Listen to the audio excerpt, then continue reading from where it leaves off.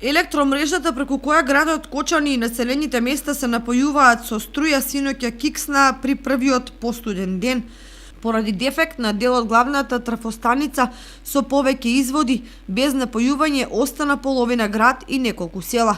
Прекинот се случи 15 на минути по 18 часот и траеше околу 1 час.